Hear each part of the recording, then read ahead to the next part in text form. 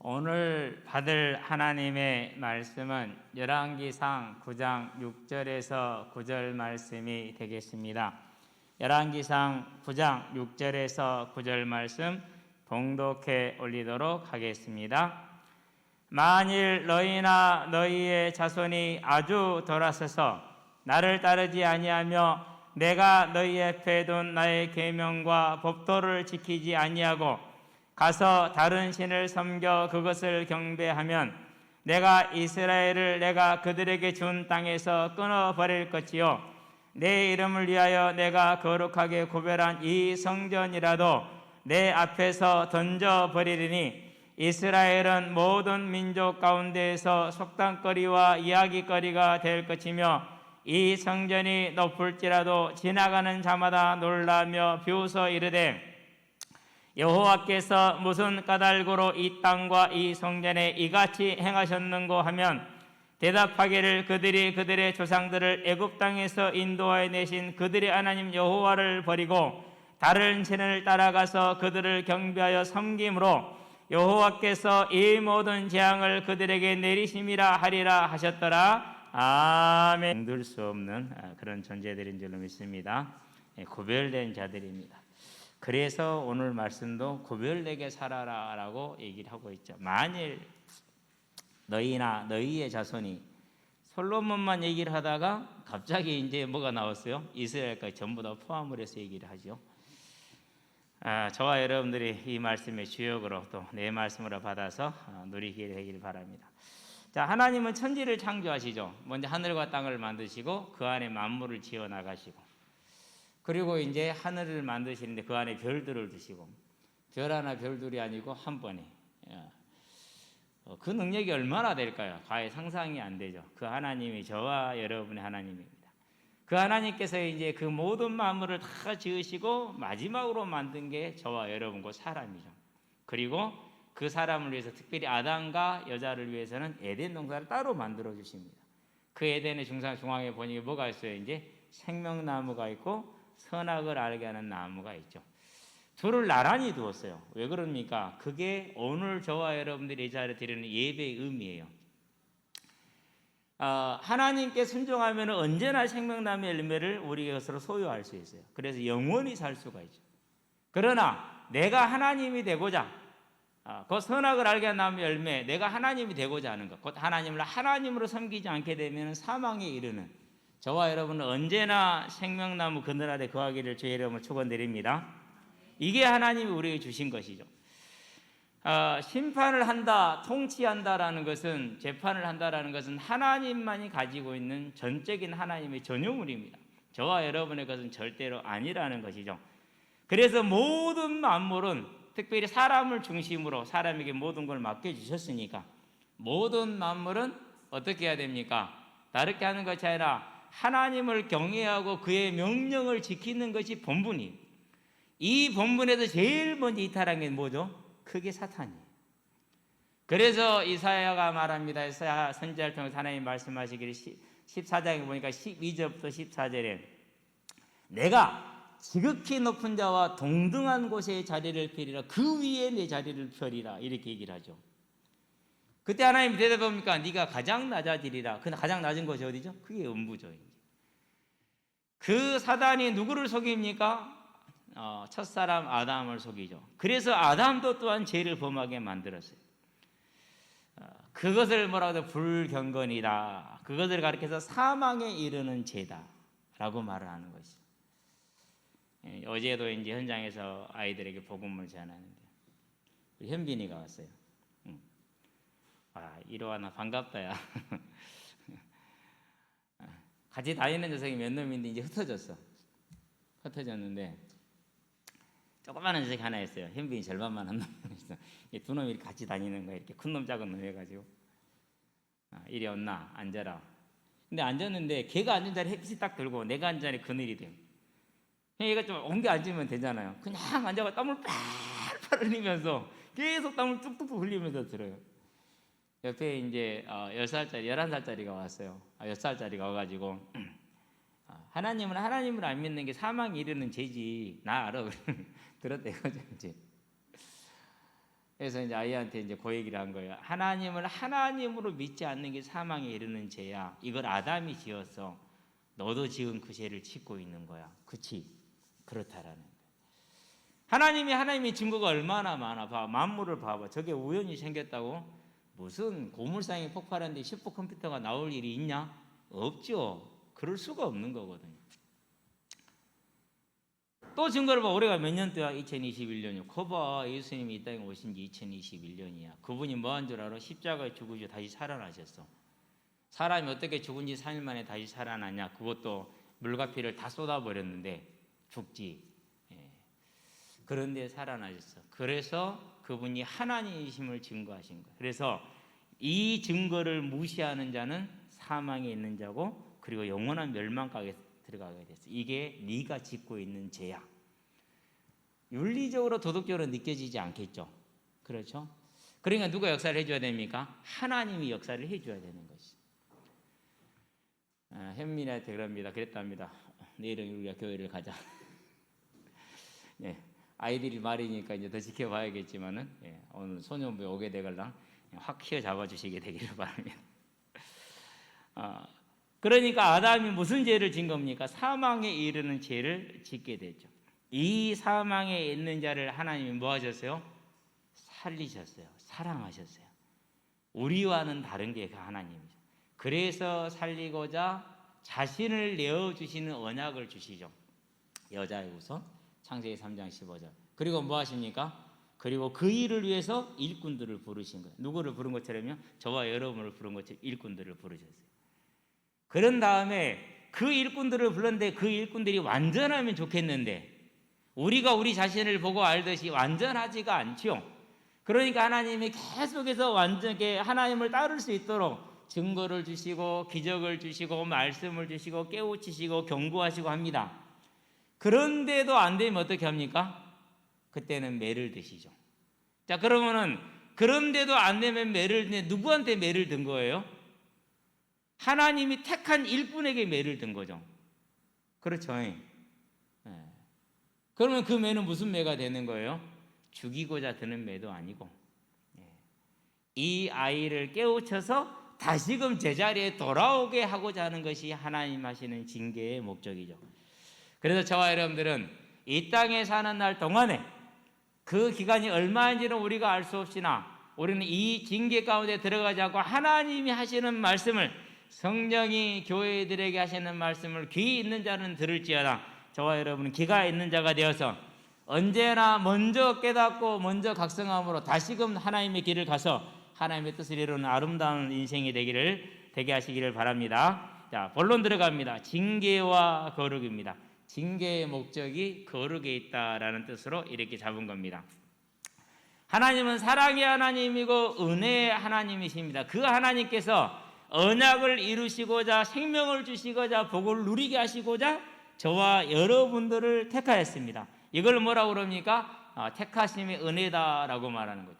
그런 택함 받은 자들이 하나님의 말씀에 힘써 청종합니다. 그런 자들에게 뭘 하신다고 그랬어요?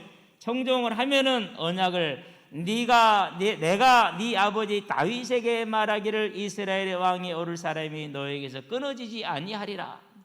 하나님의 나라가 하나님의 통치가 완전할 것이고 그리고 너와 네 후손은 그 통치 안에서 언제나 복을 누릴 것이다 라는 것을 말하죠. 그래서 택한 바들이 청종하는 것도 하나님의 은혜를 받는 길입니다. 자, 그러나 불순종하라 되면 어떻게 되어 그랬어요? 불순종하면은 매를 할 것이다, 매를 맞을 것이다 라고 얘기를 합니다. 자, 그러면 매를 때려서 죽이고자 함입니까? 아닙니다. 살리고자 매를 때리시는 거죠. 그러니까 징계도 뭐예요? 징계도 하나님의 은혜이고 하나님의 사랑이죠. 자, 이게 이제 뭐라고 구별됩니까? 이게 이스라엘과 다른 이방을 구별하는 가장 큰 지표 중에 하나입니다. 사도행전 14장 16절 17절에 보니까 지나간 세대에는 방이 마셨거니와 그랬어요. 자, 이방의 모든 사람들은 다 우상을 섬기죠. 그 우상도요 자기들 입맛 따라 섬기게 돼 있고요, 또 힘에 의해서 또 굴복하게 돼 있고 그래요. 우리 민족 같은 경우로 보면 뭡니까? 이제 토템 신앙의 기본이죠. 토템 신앙은 다른 게 아니에요. 하나님을 잃어버리고 산당에 가서 제사하는 게 토템 신앙이에요. 산당에 가서 자기들이 원하는 대로 제사를 하잖아요. 그게 토템 신앙이거든요. 그런 토템 신앙에 뭐가 들어오죠? 이제 유교라는 게 들어와요. 유교라는 것이 가장 먼저 들어오는 사상이죠. 그래서 그것이 지금까지도 뭐하고 있어요? 저와 여러분을 붙들고 있죠. 예수를 믿었는데도 불구하고 그 사상이 저와 여러분을 붙들고 있어요. 그래서 유대인들이요, 예수님 믿고도 안식일 지키고 음식 가리고요, 절기를 지키는 거 이상하게 생각하면 안 돼요. 그게 그만큼 힘이 있는 거예요. 하나님은 그 정도는 알고 용인을 하시는 거예요. 자, 그런 다음에 뭐가 들어옵니까? 그 다음에 들어오기 시작하는 게 이제 불교라는 게 들어오죠. 그래야 이제 두 세력이 이제 이 땅에서 하다가 거의 1500년을 가죠, 그게. 그러고 이제 100여 년 전부터 이제 다른 성계 들어와서 그게 뭐예요? 그게 이제 하나님을 믿는 이 복음이 들어온 거예요. 근데 이 복음이 들어온 것 동시에 또 뭐가 들어왔어요? 개인주의, 인본주의가 함께 들어왔어요. 개인주의와 인본주의는 유교하고는 가장 부딪히는 거예요. 지금 현재 우리나라 정치판의 그 갈등은 이 세력의 갈등이죠. 이 두 가지의 갈등이에요. 다른 갈등이 실은 아니에요. 이 두 가지의 갈등.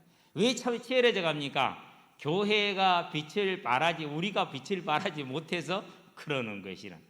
이렇게 어떻게 됩니까? 우상은 항상 모습을 바꿔가면서 힘에 의해서 또는 필요에 따라서 바꿔져 갑니다. 자, 그런 자들에게 그러면 그때마다 뭐예요? 하나님이 레위기 26장에 기록된 대로 신명기 28장에 기록된 대로 매를 때려요, 안 때려요? 안 때려요. 놔두셨어요. 그런다 이스라엘은 만약에 하나님을 버리고 우상에 가면 매를 때려, 안 때려? 매를 때려요. 그게 차이가 있는 거예요. 자, 그러면은 이스라엘이 구원과 택함을 받은 선택된 백성이잖아요. 그러니까 징계는 뭐가 되는 거예요? 선택된 백성만이 받을 수 있는 은혜인 거예요. 하나님의 사랑인 것이죠. 그러니까. 자, 그러면 하나님께서 어떻게 하시느냐? 매번 징계하시느냐? 그렇지 않습니다. 자, 선택받았다는 것 자체가 에서와 야곱과 같은 것입니다. 에서는 미워하고 야곱은 사랑하였다고 말라기 1장 2절에 로마서 9장 13절에 기록이 되어 있죠. 에서는 미워했다, 방임했다, 간과했다라는 말이에요. 그대로 내버려 두었다는 말이에요. 저와 여러분은 선택을 받았습니다. 이스라엘도 선택을 받았습니다. 내버려 두겠어요? 안 그러면 지적하겠어요. 길을 가는데 아이들이, 조그만 아이들이 담배 피우고 있어요. 요즘 대부분 그냥 지나가죠. 그렇죠. 근데 거기 내 아들이 있어. 가만 지나가요? 가만 지나가요? 안 그러면 나도 이거 잡아드려요. 그냥 안 두죠. 혼내죠. 그게 차이라니까요. 그러니까요. 그래서 저와 여러분들은 하나님의 복을 받은 자들인데 징계는 그냥 오는 게 아니라 반드시 뭐가 있어요? 과정이라는 게 있어요. 과정이라는 게. 자, 마태복음 보니까 23장에서 29절에서 39절까지 보면은 예수님께서 말씀하십니다. 이스라엘 백성을 향해서 대표적인 구절의 37절에서 에루살렘아 에루살렘아 선지자들을 죽이고 너에게 파송된 자들을 돌로 치는 자들아 그랬어요. 암탉이 그 새끼를 날개 아래에 불러 모은 것 같이 내가 네 자녀를 불러 모으려 한 것이 몇 번이더냐. 그러나 너희가 응하지 아니하였도다 그랬어요. 거듭해서 하나님이 부릅니다. 어떻게 부릅니까? 선지자를 보내서 말씀을 주죠. 그렇죠? 때로는 꿈으로 나타나서 경계를 하고 권면을 주죠. 지금 이 장면이 그 장면이거든요. 솔로몬에게 주는 장면. 경계를 하시고 권면을 하시는 거죠. 믿을 수 있도록 이적과 기적을 베풀어 주셔서 여호와가 하나님이고 다른 것은 우상이구나라는 걸 알게 하시죠. 그런 모든 과정을 다 동원하십니다. 자, 창세기 한번 가볼까요? 아브라함을 보세요. 창세기 12장에 보니까 아브라함을 부르시죠. 그렇죠? 그러고 아브라함이 실수할 때마다 하나님 어떻게 돼요? 아브라함이 마누라 팔아먹었어요. 그 밤에 하나님께서 바로 이제 뭘 내리셨어요? 재앙을 내리죠. 그렇게 지키고 보호를 하십니다. 또 찾아오십니다. 15장에 찾아오셨어요.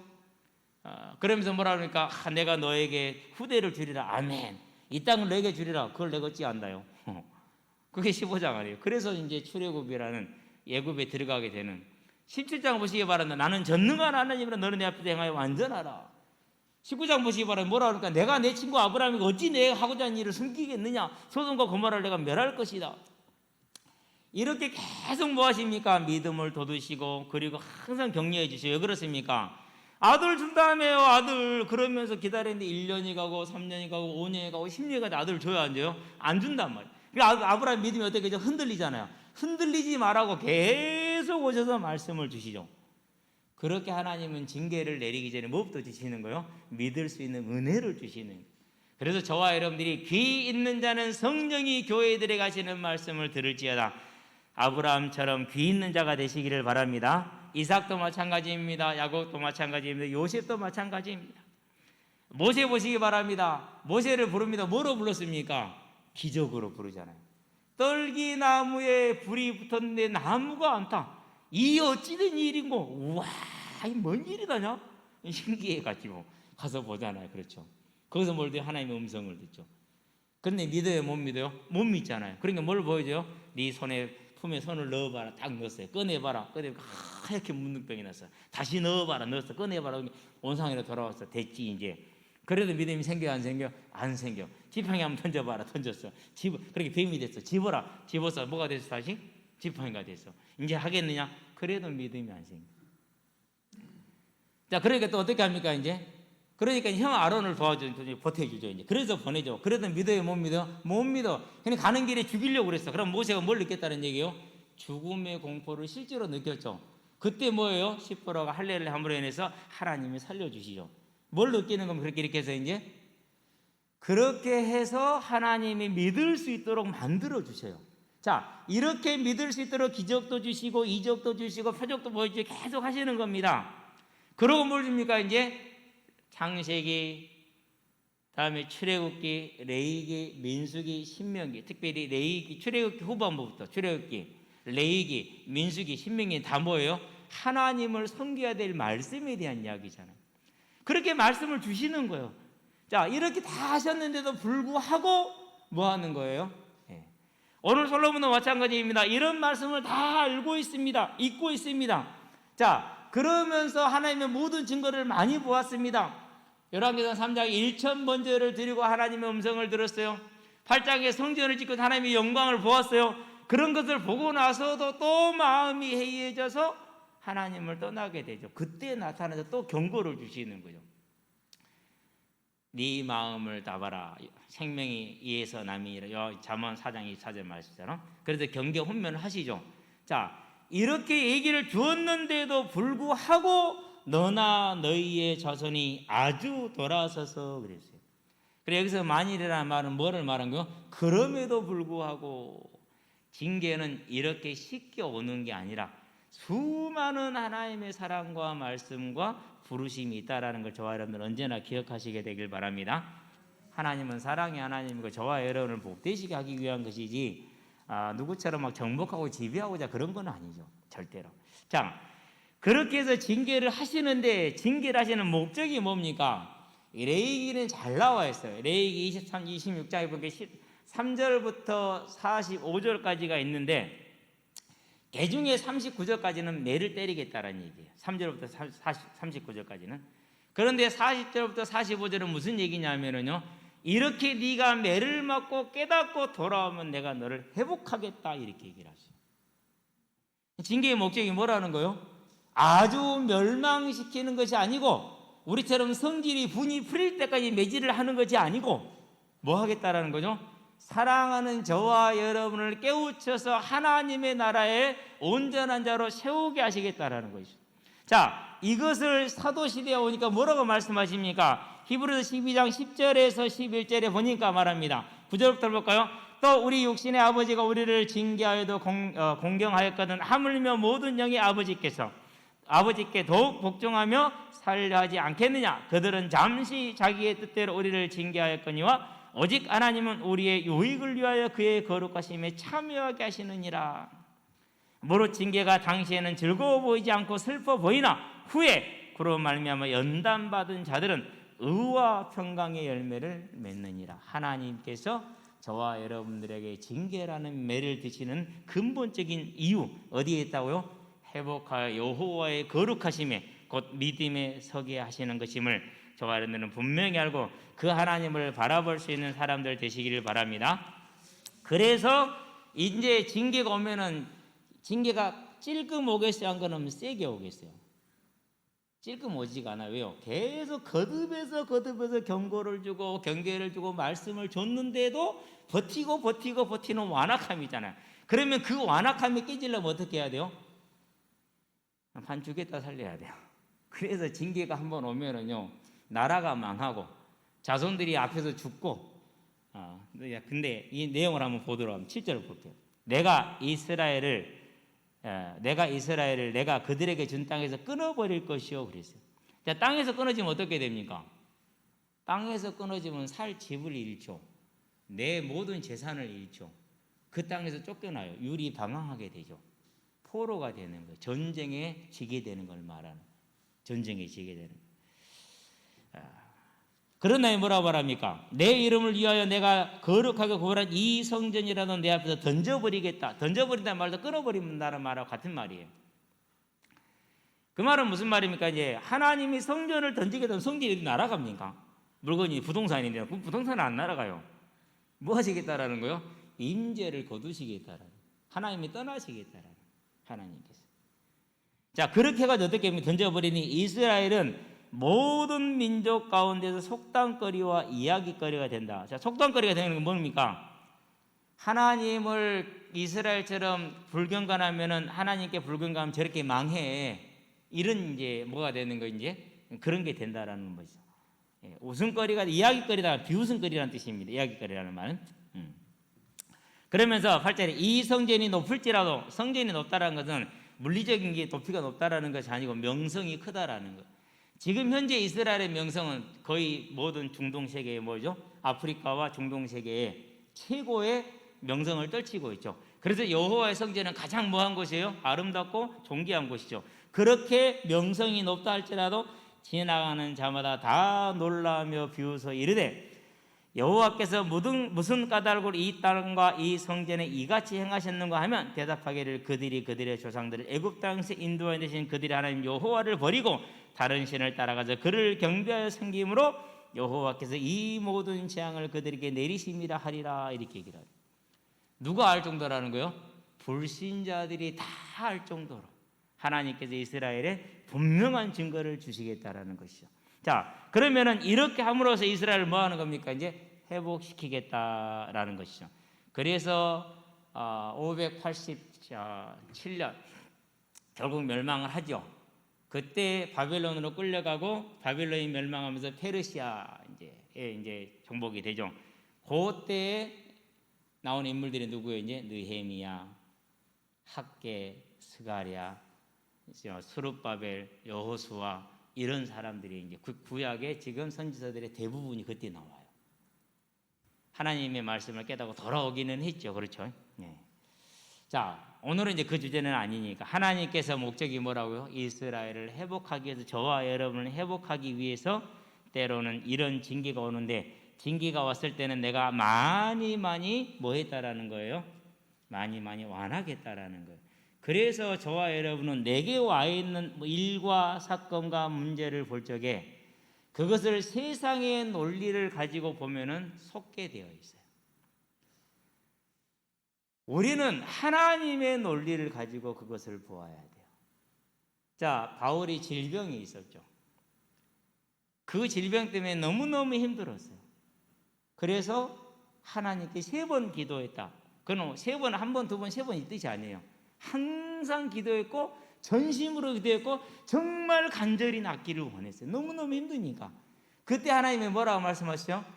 너에게 주신 은혜가 지극히 커서 너를 교만하지 않게 하기 위해서 사단의 가시를 너에게 주었으니 너의 은혜가 족하도다 그랬어요. 평생 동안 뭐 해야 되는 거예요? 그 질병을 안고 살아야 되는 거예요. 그래서 바울은 뭐 하게 하는 거예요?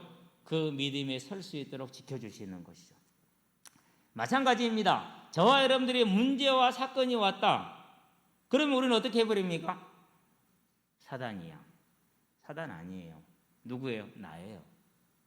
사단은 저와 여러분들이 강제로 할 수 있어요? 없어요? 못해요.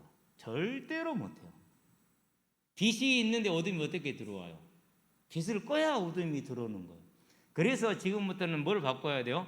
사단이 나보다 세지 않아요. 우리가 더 세요. 내가 사단을 허락한 거예요. 그러면 뭐 해야 됩니까? 그래서 그로 말미암아 문제가 왔고 사건이 왔기 때문에 누구를 봐야 돼요?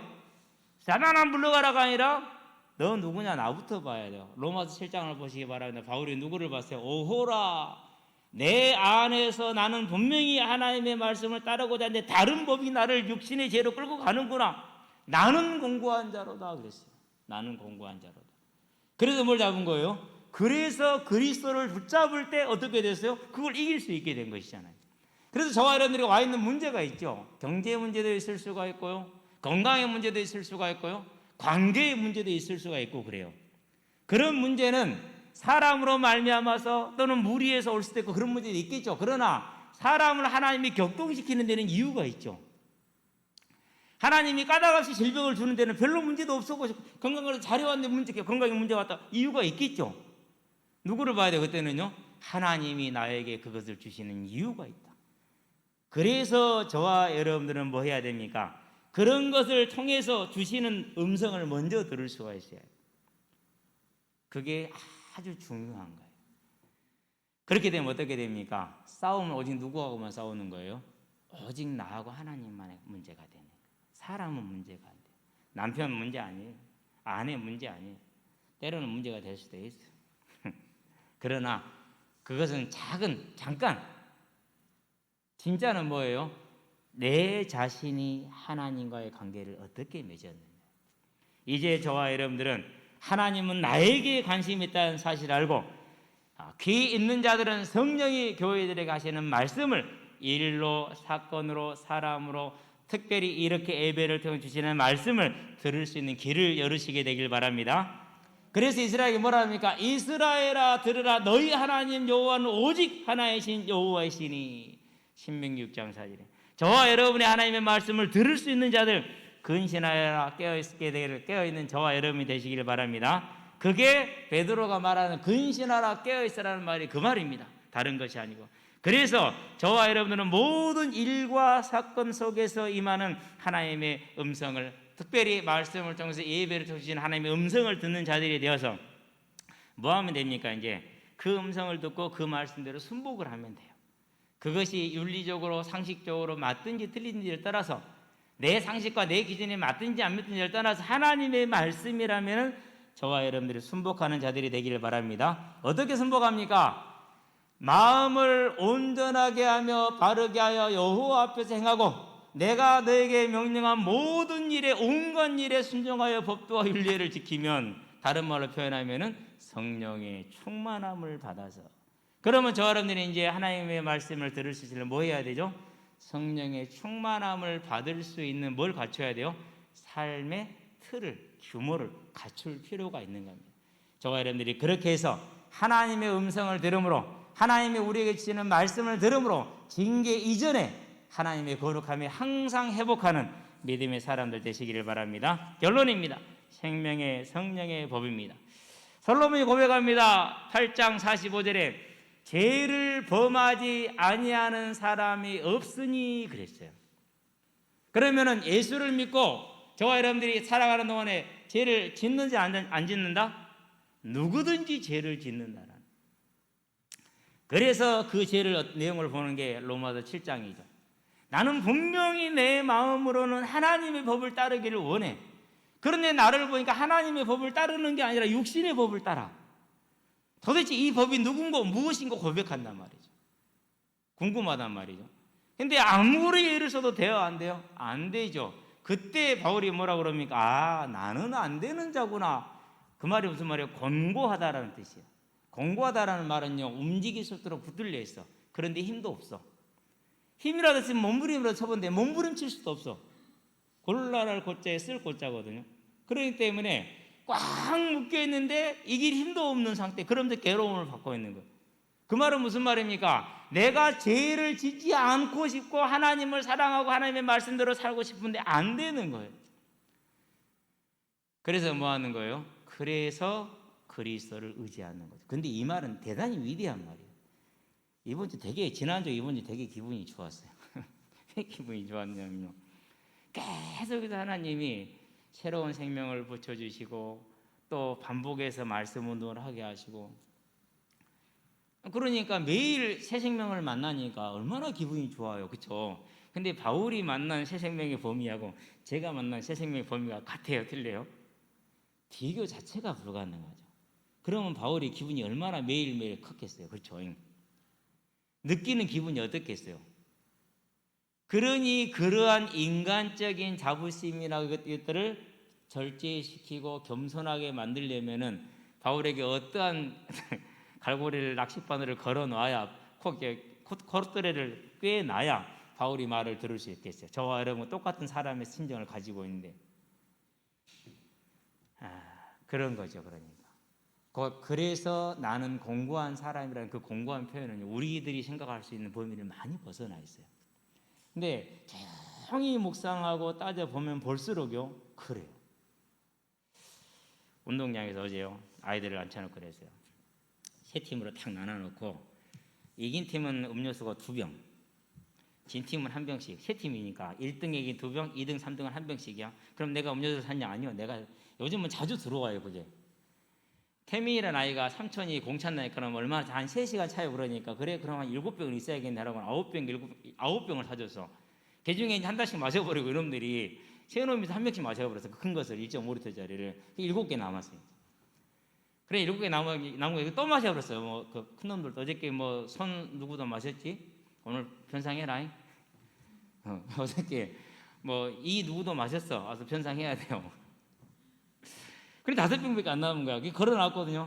그러니 아이들이 이제 얼마나 열이 받았겠어요. 1등을 해야 2병을 받지. 그거 아무것도 아닌데. 그래가지고 하는데 이제 5게임을 했는데 3게임을 했구나. 3게임을 했는데 한 팀이 3연승을 해버렸어요. 그리고 골도 진짜 플러스 5점. 나머지는 전부 다 이제 많이 나왔겠죠. 그런 게 막 서로 얼굴이 불кра불кра 그래갖고 진 팀에서는 너 때문이야, 너 때문에 싸우고 있더라고. 다 앉아봐. 좀 쉬면서 얘기를 했어요. 싸우지 말고 전략을 세워. 공 차지 말고 축구를 해. 너희 팀은 누가 강점이고 무엇이 강점? 여기는 다 다르잖아. 내가 그 팀을 짜놓은 거야. 한번 그대로 움직여봐. 꼴찌했던 팀이 1등 했어요. 그 다음에는. 왜요? 그건 이제 가르쳐준 대로 움직이니까. 무슨 얘기를 하려고 그러냐면요. 저와 여러분들은 내 마음에 불편함이 오면은 내쳐버리지. 그죠? 그걸 쌓아 앉지는 않아요. 자식이 내 앞에서 잘못한 걸 하면은 지적하기 쉽죠. 그런데 그것을 안고 기도해 돼야 안 돼요? 안 되죠. 그죠? 그런데 하나님은 우리가 아무리 실수를 해도 뭐 하시는 거예요? 그걸 쌓아 안으시는 거예요. 그게 징계의 가장 근원적인 목적이에요. 그러면 저와 여러분들은 뭐 한 자들이요? 복 받은 자들이에요. 그래서 지금 나에게 짐겨져 있는 짐이 있을 수가 있고 어려움이 있을 수가 있고 문제가 있을 수가 있어요. 그것은 하나님이 나를 미워해서가 아니라 하나님이 나를 사랑하셔서 그런 거예요. 하나님 나를 죽이려고 그러시는 것이 아니라 하나님 나를 살리기 위해서 그러시는 거예요. 그러면 뭐가 다 준비되어 있습니까? 육신은 아무리 연약하고 그 육신을 바꿀 수 없다 할지라도 뭐가 있어요? 그걸 바꿀 수 있는 하나님의 능력이 준비되어 있다는 거죠. 그럼 뭐 하면 됩니까? 주를 바라보면 돼요. 주를 바라보면. 그래서 저와 여러분들은 이 모든 어려움과 문제들 속에 있다 할지라도 결국 설령 징계 가운데 있다 할지라도 그 문제를 통해서 하나님의 부르심을 들을 수 있는 그 문제가 오기 전에 하나님의 말씀을 깨달을 수 있는 은혜. 그럼 우리가 뭘 구해야 됩니까? 지금 하나님께 구할 것이. 이제 하나님께 하나님 어두운 길을 열어주사. 어두운 길을 눈을 열어주셔서 볼 것을 보며 들을 것을 들을 수 있으므로 오직 하나님을 향해 나아갈 수 있는 제가 되게 하여 주시옵소서라는 저와 여러분의 기도가 저와 여러분의 삶이 이루어지게 되게 하시기를 바랍니다. 그래서 항상 말씀을 읽고 묵상하고 암송하고 오늘 아침에도 계시록 20장을 7절부터 10절까지 써놨어요. 왜 그러냐? 10절에 보니까 마귀와 그 짐승과 그 선지자가 지옥에 던져져. 악령의 삼위일체, 하나님이 삼위일체로 표현되는 것처럼 사단도 3가지로 표현이 돼요. 마귀로 표현되고 짐승으로 표현되고 거짓 선지자로 표현이 돼요. 나타나는 양태가 다릅니다. 그것들이 뭐에 던져지더라? 불못에 던져지더라라는. 그거를 이제 마태복음 25장 41절과 함께 암송하기 위해서 적어놨거든요. 그럼 매일 이 작업을 해요. 매 주마다. 그러니까 머릿속에서는 그릇이 다 들어가 있어요. 그러니까 완전하진 않아도 거의 비슷하게는 나오잖아요. 그건 나를 지키는 길이죠. 그럼 뭐가 필요하다는 겁니까? 이제 내가 성령의 충만함을 받아서 생명의 성령의 법 안에 거할 수 있는 저와 여러분의 삶의 시스템을 뭐해라? 세워나라는. 그래서 보니까 우리 자녀들 보니까는요, 무슨 시스템이 있느냐면은요, 그 재미있는 영상 같은 거 있잖아요. 그걸 보는 시스템을 완전하게 세워놨어요. 눈만 뜨면은 그거 들고 재밌어 그러면 아빠 이거 봐봐 봐야 된다고. 저거들 분위기는 맞는데 내 분위기는 나는 자연이다 뭐 이런 게 좋거든요. 저와 여러분들은 그런 것을 보지 말라는 것이 아니고 내가 하나님과 함께하며 그 음성을 들을 수 있는 성령의 충만함을 받을 수 있는 삶의 예배 또 공적인 예배 시스템을 온전히 세워서 항상 하나님의 은혜 가운데 거함으로 승리하는 이 땅에 복음을 전하고 제자를 세우는 귀한 사명을 감당하기를 주의 이름으로 축원드립니다. 기도합시다. 살아계신 아버지 하나님, 그럼에도 불구하고 우리가 하나님을 떠날 때 하나님이 우리를 징계하심으로 우리를 부르셔서 하나님의 일꾼으로 다시 회복시키시는 그 하나님의 사랑을 알게 하신 것을 감사를 드립니다. 이제 모든 문제와 일과 사건 가운데에서 세상의 눈으로 세상의 방법으로 해결할 것이 아니라 나를 부르시는 그 하나님의 음성을 들을 수 있는 눈을 주시고 귀를 더하여 주셔서 하나님의 음성을 듣고 하나님의 계획을 바라봄으로 우리 자신을 온전히 믿음에 세우되 마음을 온전하게 하며 바르게 하여 하나님 앞에 행하며 하나님께서 우리에게 명하신 모든 것을 지켜 행할 수 있는 성령의 충만함 가운데 들어가는 삶의 규모와 삶의 규례를 갖출 수 있도록 은혜를 더하시고 구하는 자에게 힘을 더하셔서 언제나 충만한 가운데 다시 오라는 그 언약 성취에 귀한 일꾼들로 서게 하시며 하나님의 교회를 세우는 중직자로 설 수 있도록 주님 역사하시고 인도하여 주시기를 그리스도 예수의 이름으로 기도합니다. 아멘.